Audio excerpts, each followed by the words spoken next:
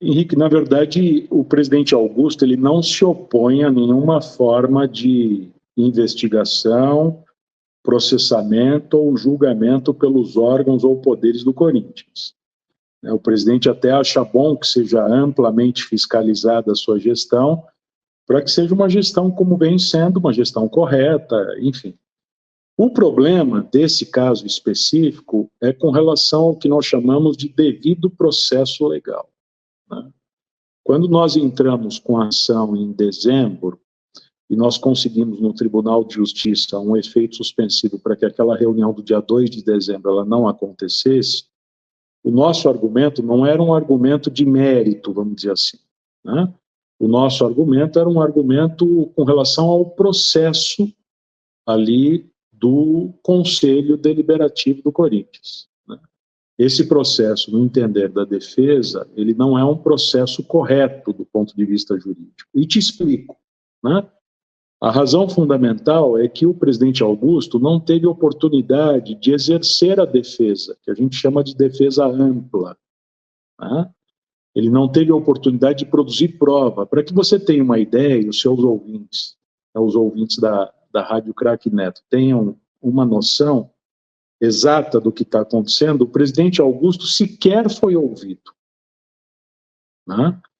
Tem ali uma manifestação por escrito, que ele assina, né, assina sozinho, mas é uma manifestação preliminar, Henrique, não é uma manifestação a título de alegação final, de defesa ampla, né?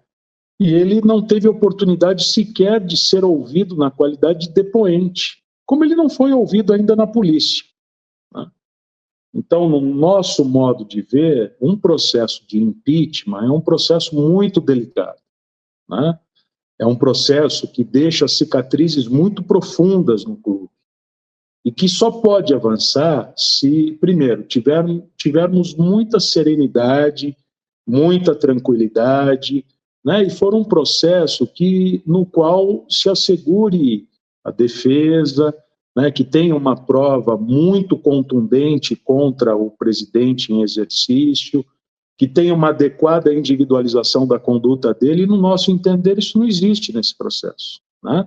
O que nós fizemos lá em dezembro tentamos, né, depois esse efeito suspensivo caiu, e é por isso que a reunião está reconvocada agora para segunda-feira, dia 20, nós pedimos a suspensão da reunião para que o processo fosse correto e avançasse normalmente, né? E que voltasse, portanto, para a comissão de ética, para a devida instrução, para a produção de prova. É só isso que nós pedimos, nada além disso.